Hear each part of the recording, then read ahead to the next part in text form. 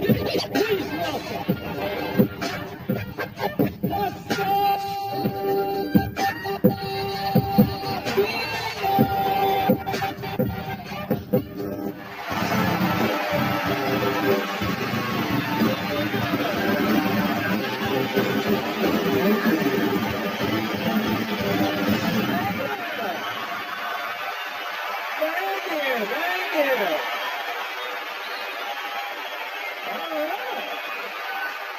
How are you guys? You good? Of course, the Indian guy didn't get the note about recording. He's like, don't worry, don't worry. This is how I see life.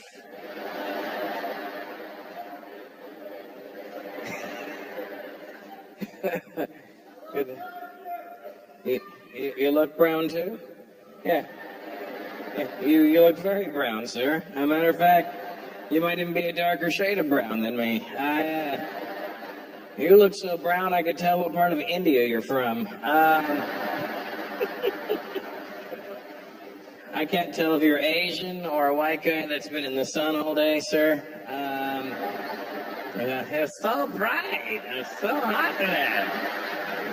Incredibly hot out there today. Are you Asian, sir? Oh, okay, cool. What's your name? John? Yeah, okay.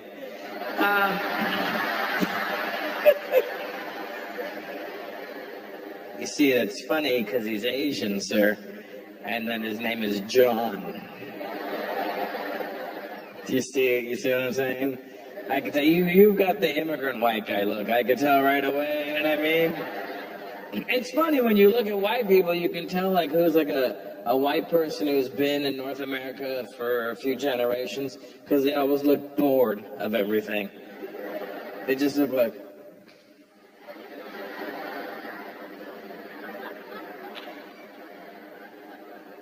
But then the immigrant white people always look shocked to see things like...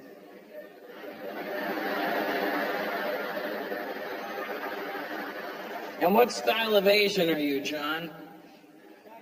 You're Chinese. That's the main kind.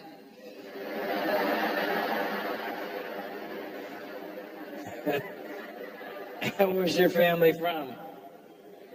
From Hong Kong. So you speak Cantonese? You can understand it. Well, that's almost there. And what's your Chinese name, John? Because you know it sure as hell isn't John. There's no way your parents are like, that's a baby boy.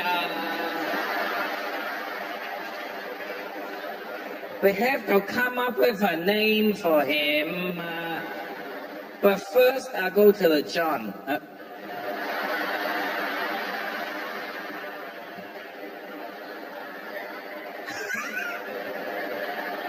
That's a name.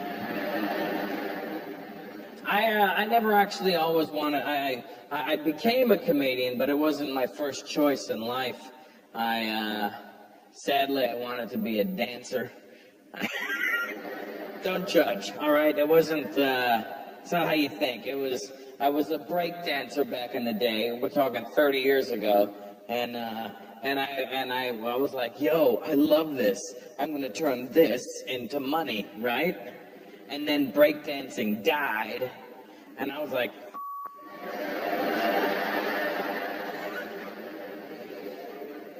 and then I was like, all right, maybe I could still sort of turn this into something, and I went to one of those dance schools, but in the 80s, the dance schools were only tap, jazz, and ballet. There was no hip-hop classes yet. So I walk in, I go, hey, and there was a bunch of guys in there. I go, hey, you guys gonna be dancers? Like, yeah, we're all gonna be dancers. And I was like, I don't want to dance anymore. I never danced again after that. My parents knew that I wasn't gonna be anything, well, they thought I wasn't gonna be anything special. And they had every right to think that. I wasn't a good student in school. My parents were not the Indian parents that were trying to tell me that you should be a doctor, lawyer. They never had any false hopes. My parents were literally like, son, when you graduate from high school, airport is hiring.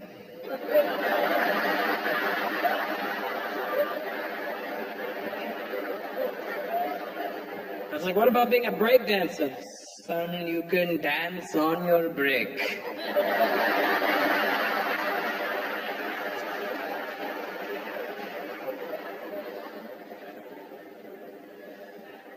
I'm not good on computers. You know how bad that is for an Indian guy to not be good on computers? That's like a black guy with no rhythm. You know what I mean? That doesn't make any sense. I didn't look at you, I looked at the other black guy. But I'm not. I'm like really, like, I genuinely, like, are you good on computers, sir? Video guy? Kind of. I'm horrible, like really bad. Like, it's easier for me to tell you what I can do than what I can't do on a computer. Here's what I can do on a computer. I can stream and I can download. That's it.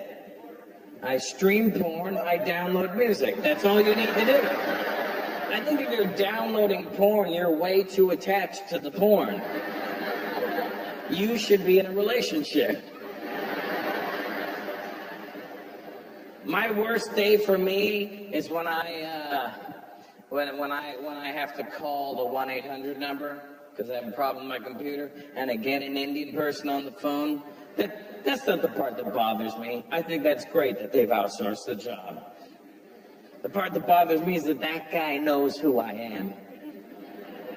And I call him like, yeah, I'm having a problem with my computer. Okay, sir, and your good name? I'm sorry? Your good name. What do you mean my good name? Like, my friends say I'm generous. No, so your good name. Is that like my password? What do you mean my good name? Your last name. Your family name, sir? Your family name. Oh, Peters. Okay, sir. And your first name? My what? Your first name. I don't have a forest name. I don't even know what that... If I was in the forest, my name would be Lost, I believe.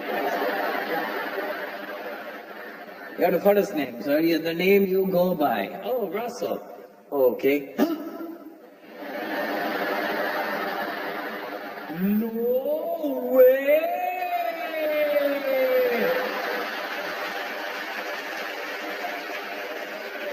Is it really you? Yes, it is.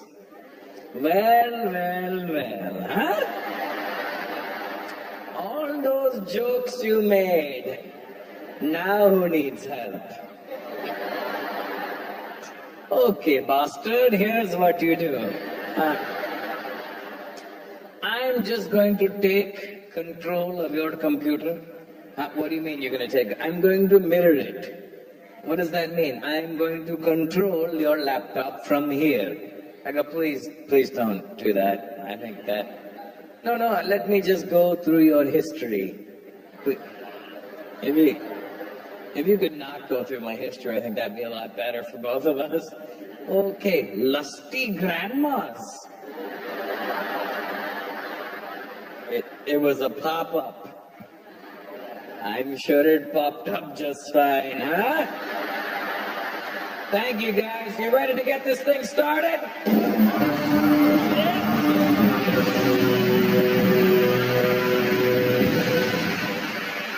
All right.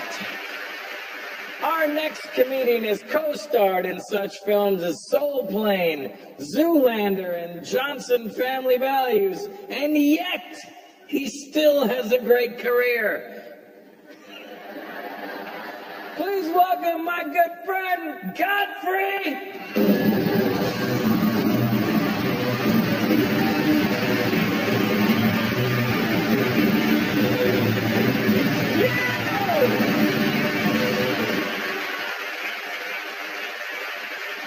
Yeah, you're awesome, but I hate people. Let me tell you why. Especially in elevators. Don't talk to me. Don't say hi to me in an elevator. Your face is too close to my face. Who says when you go in an elevator, you look down, bam, look down, look up, where's my floor? Bam, not down, don't talk to me. You know how weird you gotta be to say hi to somebody in such tight ass space? And they're always like, hi. Ooh. And I think they were waiting for you as the doors opened. Hi.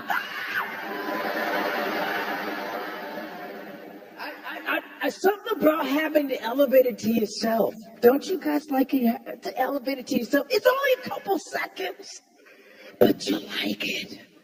Especially if there's a camera, you're like,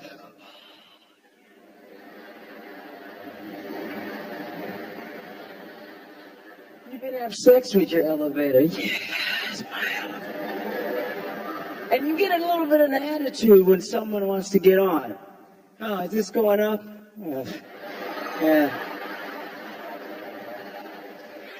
Sometimes I use practical racism. Yeah, there is such a thing. If I see a fresh, I like to say, since it's a racial show, when I see a fresh white family, fresh white,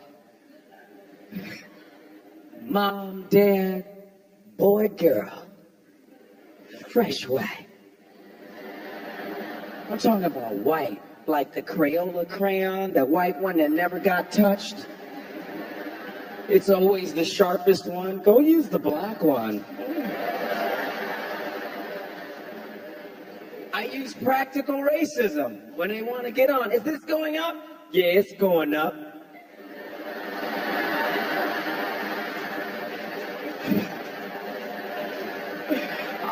I guess you want to ride with me, huh?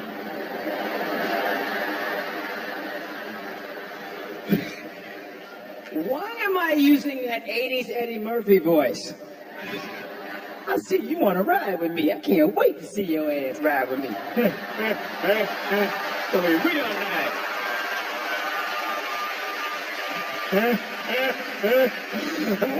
Okay. You know what? And technology has pussyfied us too. I remember, like elevators. When someone catches an elevator, I hate when they do that chop thing. You just go. Damn it! I hate that he caught it and chop it. Don't chop it. Just go like that. Don't go. Because when I was growing up, remember the elevators? You had to open the elevator like a warrior. No! No!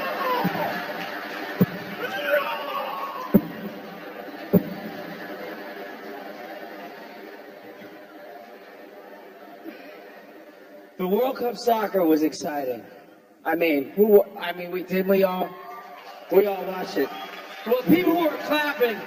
Some of your countries were in it. That's why you're clapping. See, let me tell you something. I'm American, right? We don't eat, sleep, and drink soccer. We don't. We have football, baseball, all kind of things. World Cup is just some arrogant thing we want. You think you're gonna beat Africans? Huh? Europeans? People who eat, sleep. Dude, you guys do hockey pickup games. You just pick up hockey. Who does that? Hey, you guys want to play some hockey? Let's go. Let's get 30 guys. And you do it. You think you're going to beat some African? Hey, Mobutu.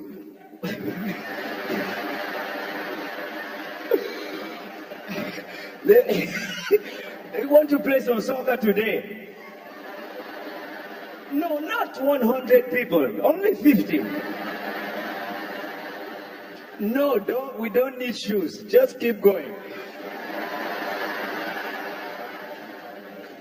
Because listen, if we take World Cup soccer, all countries hate us. They hate America. You know that. If we take World Cup soccer, you think planes are disappearing now.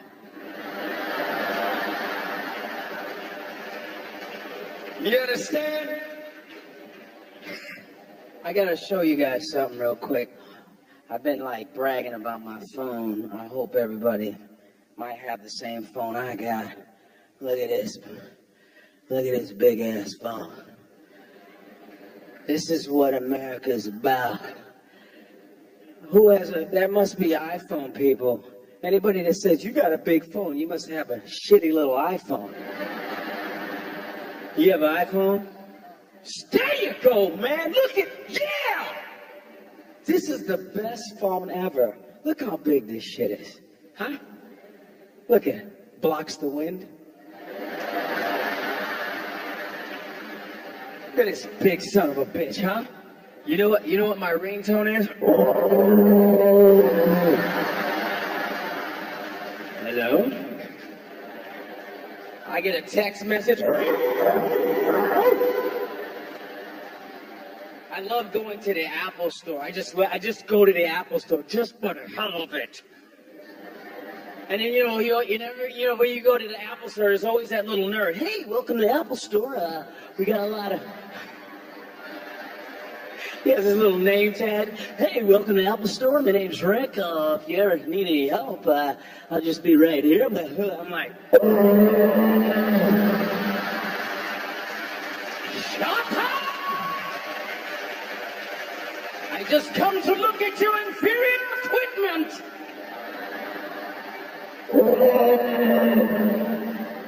I suck all the energy out of the other iPhone.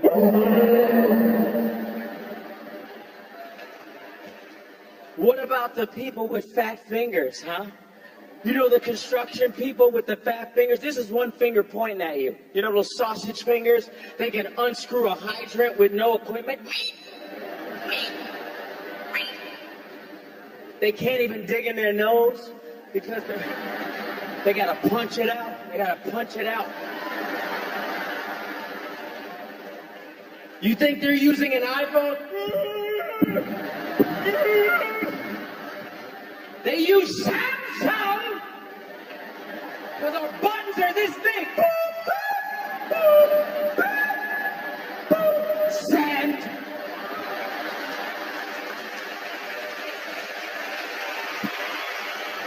Good night, everybody. Thank you very much.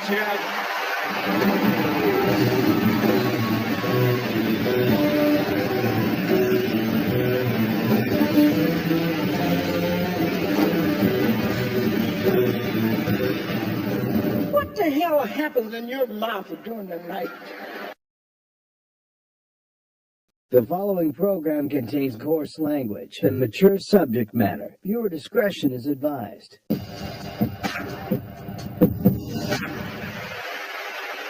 Our next comedian was the best man at Jerry Seinfeld's wedding, which is the first time he'd ever cast a black man in anything. Please welcome my good friend and a man who I've looked up to since I started in this business, Mr. George Wallace.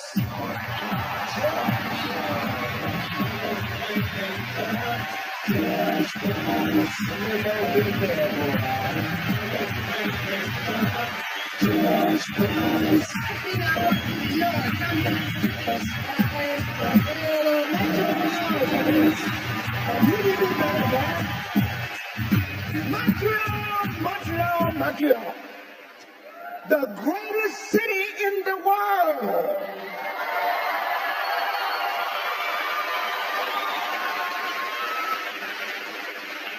And I'm going to say the same thing tomorrow night in Cleveland, too. If you can't laugh in this city, you can't laugh anywhere. Did you know that? People just say stupid stuff here. I'm walking, the lady just ran in and said, it's raining outside. Duh. What the hell else would it be raining? People just say stupid stuff. I'm walking the street, man said, Mr. Wallace, you in town? There's something wrong with you people in Montreal. I just walked down the street right out front. They're now opening a brand new Ethiopian restaurant. A brand new Ethiopian restaurant. Now, personally, y'all, I didn't even know they had food in Ethiopia, okay?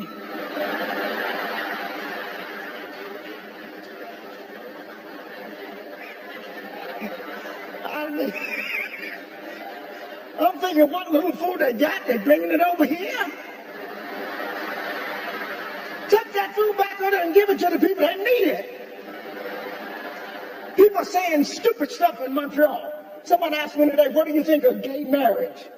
The hell, I live at 1602 Chestnut Street. If it ain't happening in my house, it ain't my damn business, all right? That's how I feel about it. That's how I feel about it. A lot of gay things are going on in America. Football players coming out, and some of the other football players are wondering what's going to happen in their locker room. Nothing. Ain't nothing going to change. People have been watching people since day one. Every man in here can tell you. We know who got the smallest package, and we know who's got the largest package. Everybody, the largest package, you know who he is. He never wears a towel. He just...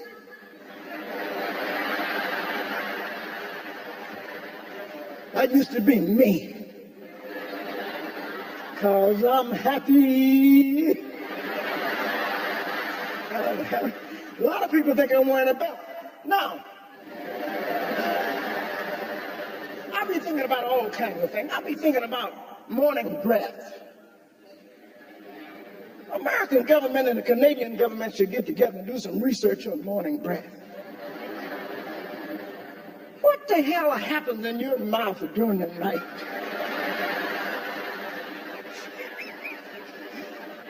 You go to bed with regular breath, you wake up the next morning with a mouth full of plutonium. You can remove wallpaper with morning breath. I'll be thinking about stuff like that. I'll be thinking about things like the Queen. The Queen, your Queen. She lives at Buckingham Palace. That's where she lives, at Buckingham Palace. And I'm thinking, if she lives there, why is she walking around with her purse?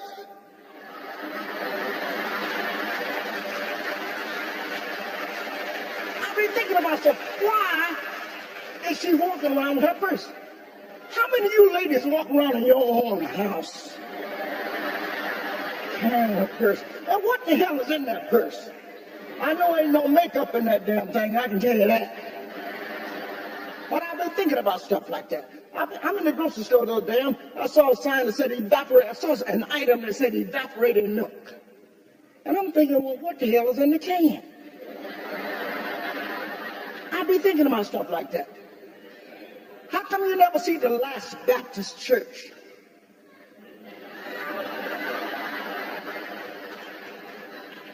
I'll be thinking about stuff like that. I'll be thinking about you beautiful ladies that wear these animal print. Look at the ladies with the animal prints on. I don't know what it is. Ladies just turn me on with animal print dresses. Animal print dresses. But some of you ladies, when you wear these animal print dresses, you can't be larger than the animal that you represent, okay?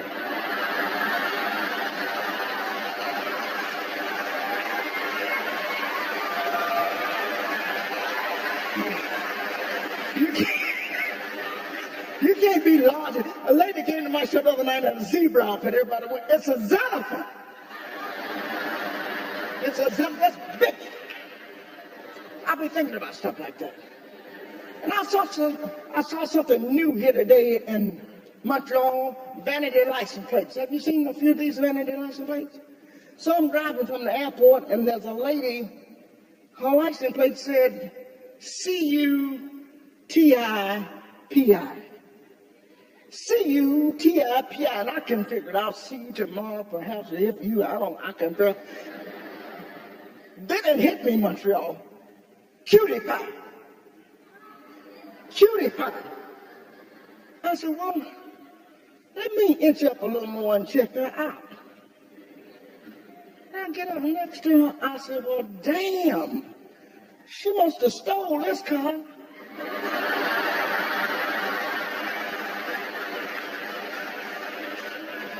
You need to change that for a sweetie pie to moon pie. But I've been thinking about stuff like that. In Montreal, I've been thinking since I was 15 years old. I had a curfew, couldn't make it home before midnight. I was thinking, you know what I would do? Call my mom on the telephone. She'd pick it up. Hello. I said, oh, it's okay, Ma, I got it. Montreal, make some noise. I'm George Wallace, I love you, and there's absolutely nothing you can do about it. Montreal, make some noise up in there.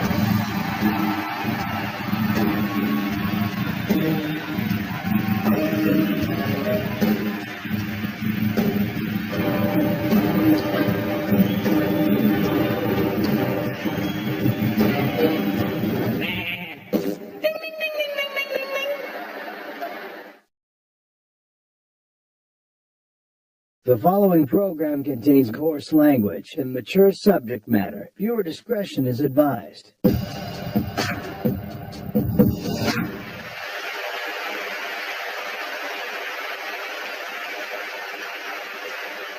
You know, I like to always tell people, I'm one of these people who, let me explain me real quick. I was obviously born and raised in Canada, and I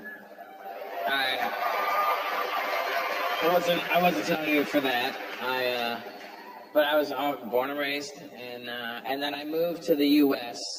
about 8.5 years ago.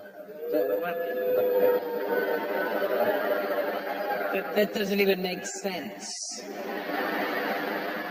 There wasn't an opinion. That was What? I don't know.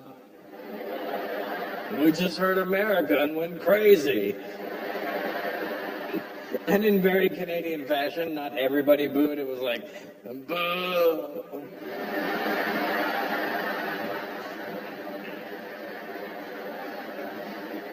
Boo? We're the only people that could boo with a question mark at the end. Boo! I think we hurt his feelings. We gotta stop booing, guys. But I'm one of these people who firmly believes that I could only live in North America. I've traveled around the whole world. I've seen it all, and North America is the only place I think I could live, and that's whether it be Canada or the U.S. As long as I'm in this continent, I'm okay. But if I ever had to live anywhere else, I would say Bombay would be the place that I could possibly live in. You travel much, sir? Have you traveled much? What's your name, anyway? Costa. Sorry? Costa. Well, Costa, and I'm telling this to you, you got to get out there and travel. I always tell anybody, if you've never been to India, go. Because, you know, sir, you're an older guy. God forbid your doctor calls you and says, unfortunately, sir, you've got 6 months to live. Get your ass on a plane and get to India right away, all right? Because you'll realize you've never really experienced life until you've gone there. When I say experience life, I mean you won't even realize it right now until you go there. You'll experience sight, sound, and smell in less than 1 second. You'll be standing here, ding, ding, ding, ding, ding, ding, ding, ding.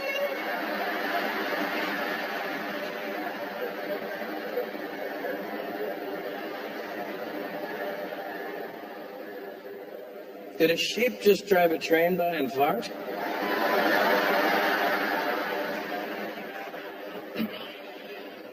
It's amazing. You gotta go, Costa. Is that your wife? First of all, good job. Your talking game must be at a level we don't know about.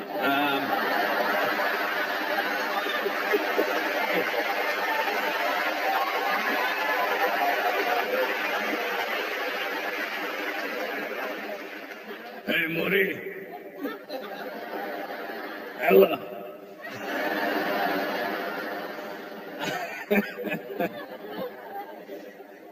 Go to India, take your wife with you. And say, okay, I get it. So you get to Bombay and you get freaked out because there's so many people there. That's fine. Just stay in your hotel room. First of all, just know this. If you go to India, it's not dangerous. Nothing bad's going to happen. You might get sick. That's about it. But that could happen anywhere. You know what I mean? It just might be a little bit more extreme. That's all. But say you get to Bombay and you get freaked out because there's a lot of people there. The reason I love Bombay is because it's like New York, but with less Indian people.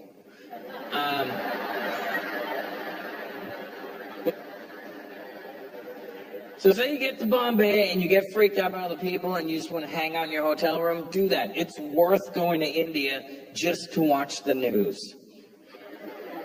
The news in India is the best stuff you've ever seen in your life. It's the craziest news. Like, if any one of those things happened in North America, our continent would shut down. And in America, it'd be one of those really morbid newscasts. It's a sad day for America. And an even worse day for Americans. We'll be right back after these messages. And then they always cut to my favorite commercial. They have this commercial in the States. I'm Wilford Brimley. When I first found out about my diabetes, I knew it'd be a problem because I can't pronounce diabetes. You see the craziest news in India delivered so casually. Today, 743 people are dead as a bicycle collided with a goat.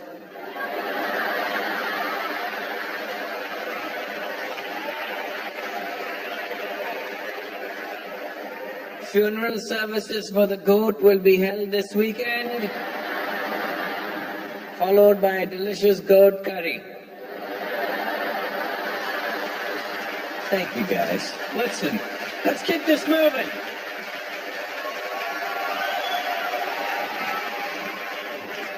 This next comic has all the ingredients to be a comedian. Short, chubby, and bald. All he's missing are the jokes. Please welcome my good friend, Robert Kelly.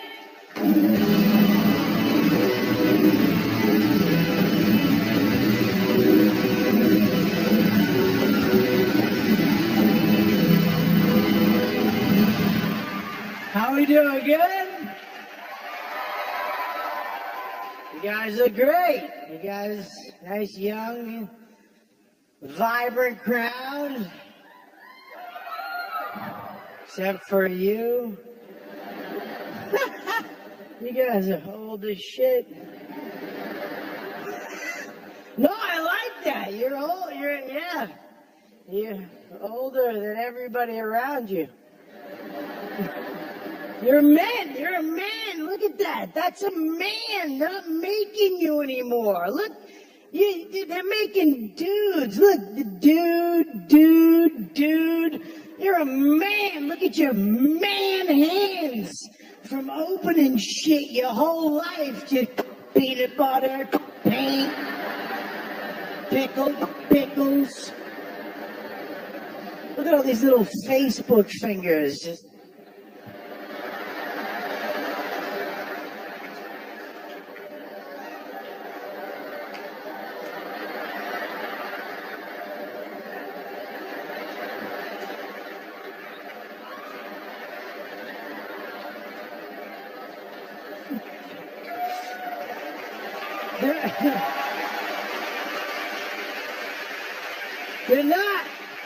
They're not making men anymore. Then there's too much fun shit to do to make you. There's too much fun. We have Facebook and Twitter and iPhones and Xbox and 3,000 channels on TV. What'd you have as a kid? You sat in a chair with a lamp.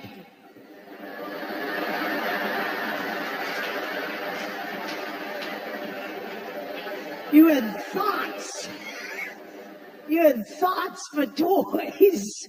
Do you know how manly you have to be to think fun?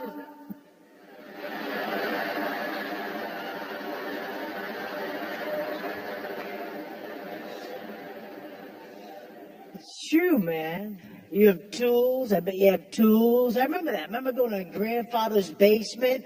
Remember that?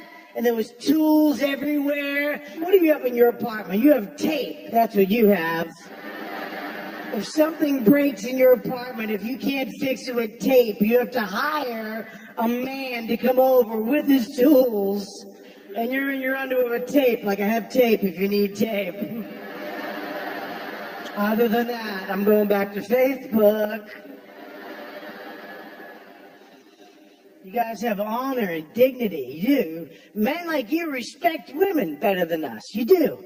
They had women and children first. Remember that? You hear that? Women, that means if something went down, women and children live, and you die to make that happen. That wasn't a law. That was men telling other men, this is the way this is it. This is what happens. A ship sinking, Titanic. It's going down. And the men with honey, there's not enough boats. Get the kid, get on the boat. I'm going to play music to relax you while you live.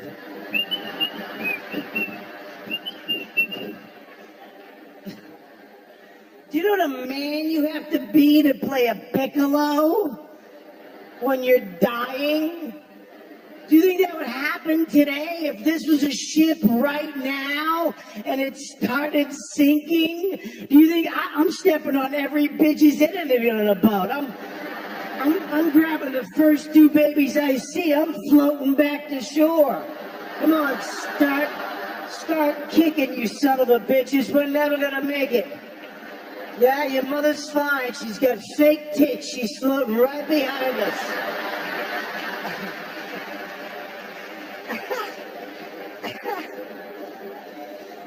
I don't care. The older you get, the closer to who you are you can be, because that's real love, when you meet a woman that accepts you for the hunk of crap that you are.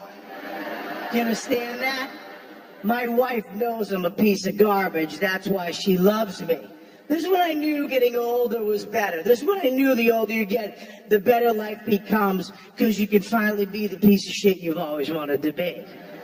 I was with my wife at a flea market on a Sunday, and I was really angry because I was with my wife at a flea market on a Sunday.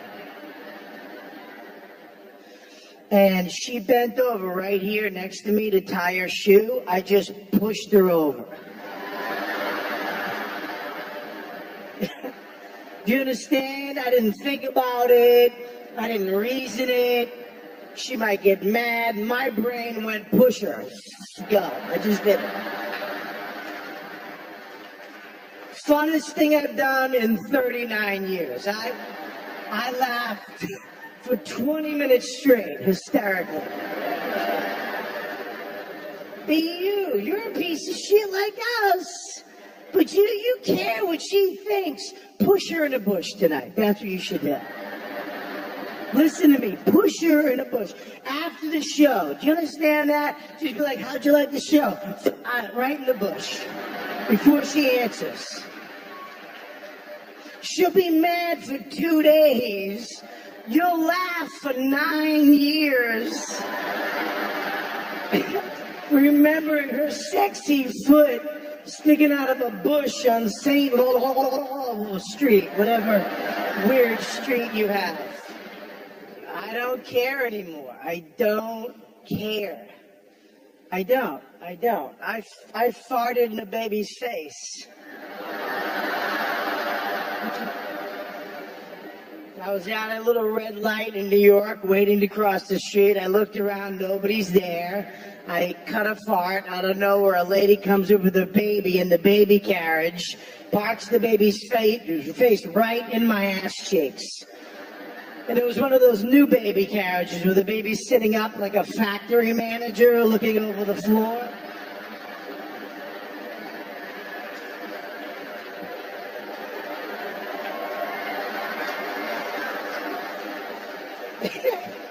Right in its face. Laughing at the mother's face as I was doing it. She was so mad, which made it even funnier to me for some reason. She was like, really? And the child's face.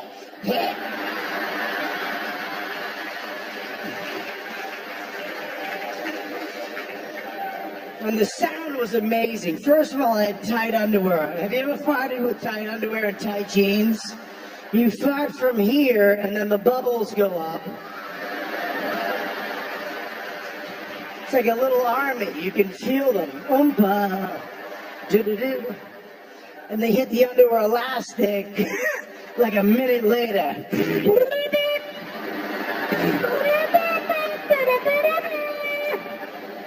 I played jazz hits from the 80s out of my ass. You guys, my name is Robert Kelly. Thank you so much.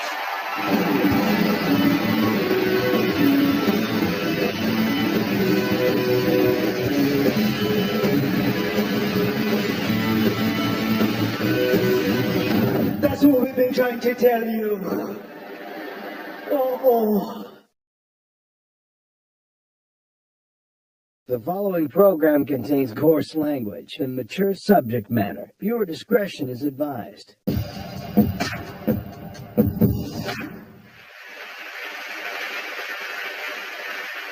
Our next comedian grew up in one of LA's most diverse neighborhoods, which is white people code for roll up your windows. Ladies and gentlemen, Reuben Paul.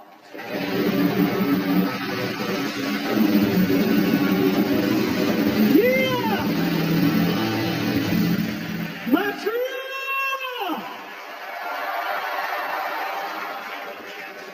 I love being from LA, man, and I love traveling. I've been all over the world this past year and a half. I've learned a lot. And everywhere I go, I like to dispel a lot of stereotypes. First of all, I want to share with everybody here tonight, I grew up in an all-black neighborhood with a mom and a dad. Yeah. In the same house. And they were married to each other, so. A lot of my friends try to outpour me too. That gets on my nerves. That has to stop in the black community. We're always trying to outpour each other. Like the poorer you are, the more authentic you are. My boy Darnell grew up in Compton, same thing. Grew up 5 minutes away from me, same thing. Be like, yo, what up, Dave? From Compton, foe? Yeah, 10 people, 1 bedroom. What you know about that? 10 people, 1 bedroom?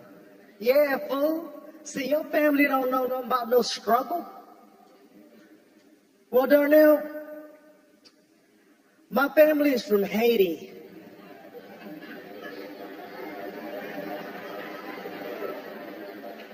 So unless you're from Ethiopia, shut the hell up. It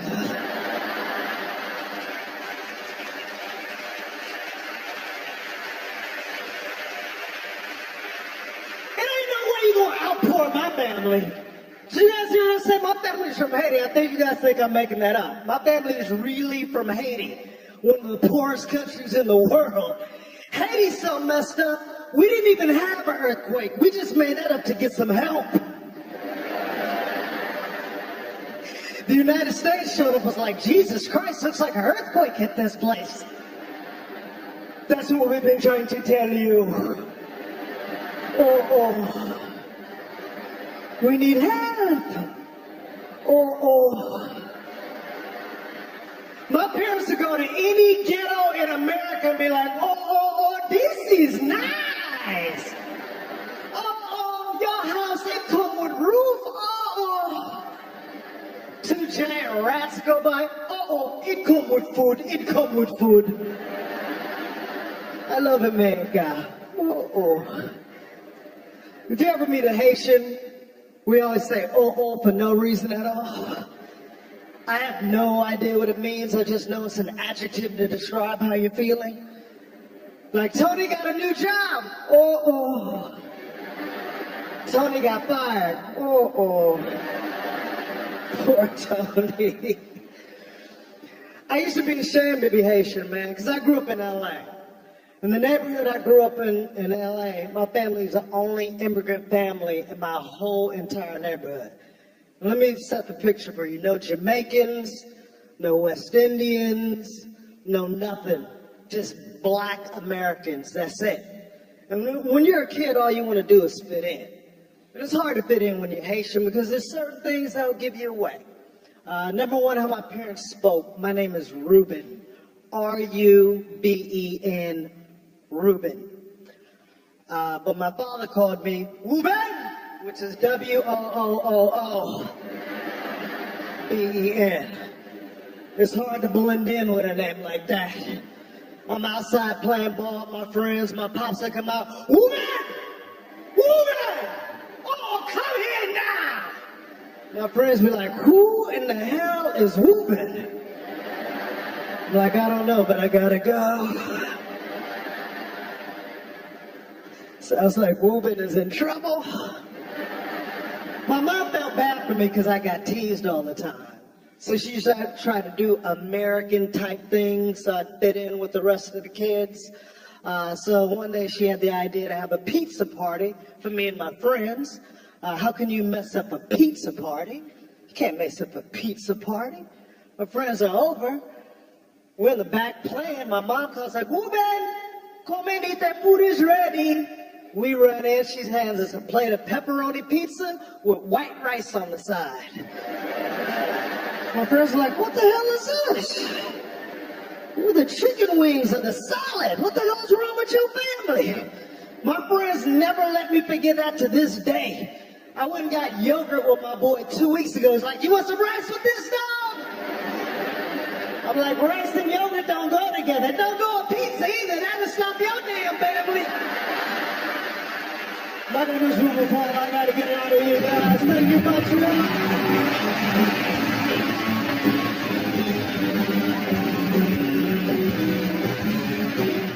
When life gives her lemons, she goes, chuck him in the gin. We're burning the freaking house down. The following program contains coarse language and mature subject matter. Viewer discretion is advised.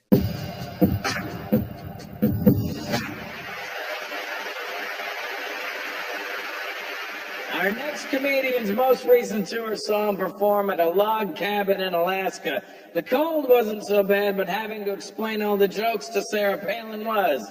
Please welcome Will Anderson.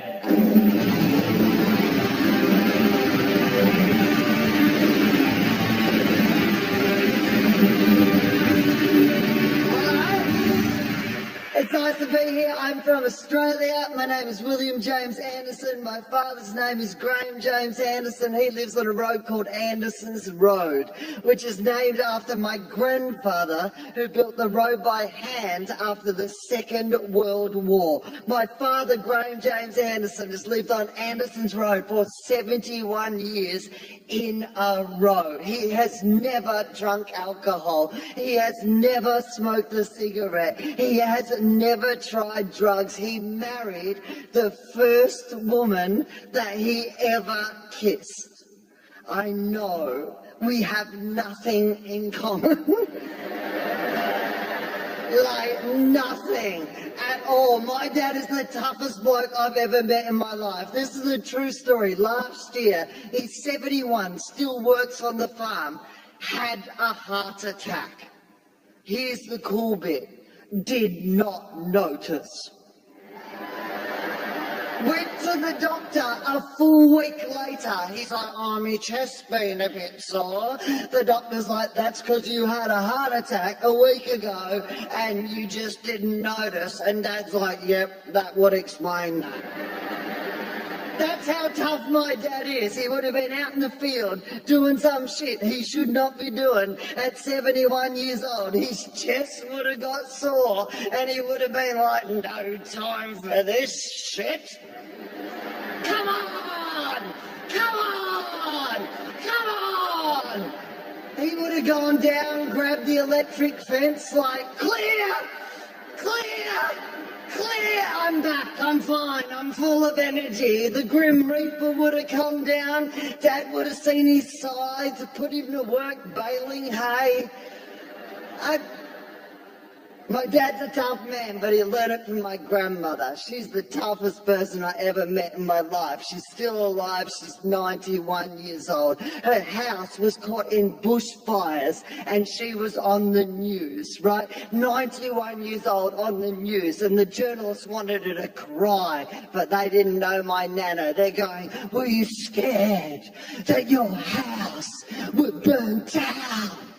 And my nana barreled the TV camera and became my all-time hero when she said, I was never scared. To be honest, I was kind of hoping my house would burn down. I have insurance. I want a new house. Oh my God, she is my hero. That is a woman that when life gives her lemons, she goes, chuck him in the gin, we're burning the freaking house down. The glasses are full of kerosene. They are tough people. That's how I was raised, and I was nothing like them, ladies and gentlemen. I was a disappointment to my family, man. They were farmers. My dad ate meat 3 times a day. He loved meat. He was just one of those blokes who get up in the morning like, meat, meat, meat, meat. On our farm, Old MacDonald wasn't a nursery rhyme. It was a menu you could sing along to. My dad loved meat, right? I don't eat meat. It's an embarrassment to my family. I don't, by the way, I say I don't eat meat. That's what I say, right? I don't say I'm a vegetarian because that sounds political. And we all draw our lines in different places, right? I guess I don't eat meat, so technically I'm a vegetarian. But there are people who go much further than me. There are vegans, of course, who are more like, and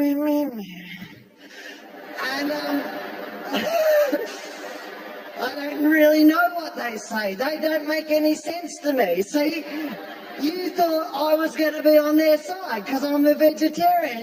You're with the vegans. No, I don't understand the vegans. They're crazy to me. I won't kill an animal so I can eat it, but if I can squeeze it and delicious shit comes out, come on, vegans, I'm going to squeeze the shit out of that animal. That's what's happening.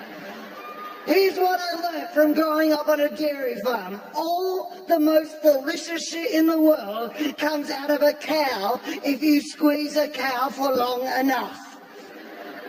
Milk comes out of a cow, cream comes out of a cow, sour cream comes out of a cow, ice cream comes out of a cow, yogurt comes out of a cow, frozen yogurt comes out of a cow, butter comes out of a cow, chocolate comes out of a cow, cheese comes out of a cow. Why would you ever kill a cow? Cows are nature's vending machines.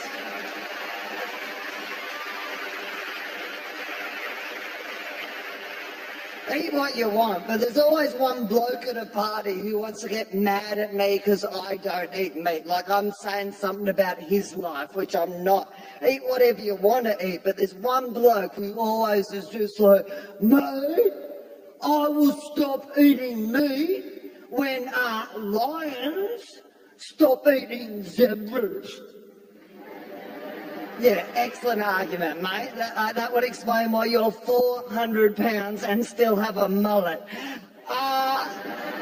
Do you take all your moral guidance in life from the world of lions? Do you sleep 20 hours per day like a lion? Are you scared of stools like a lion? Do you constantly sing about the circle of life like a lion? Do you live in a wardrobe with a witch like a lion? No, you're a dickhead. Piss off. You guys have been brilliant. Thanks so much for having me. Cheers.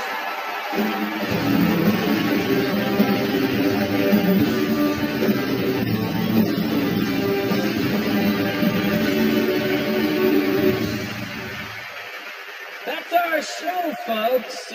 You guys have been a tremendous audience. I always feel so comfortable here in Montreal. Thank you. Thank you for making your gravy the same color as me.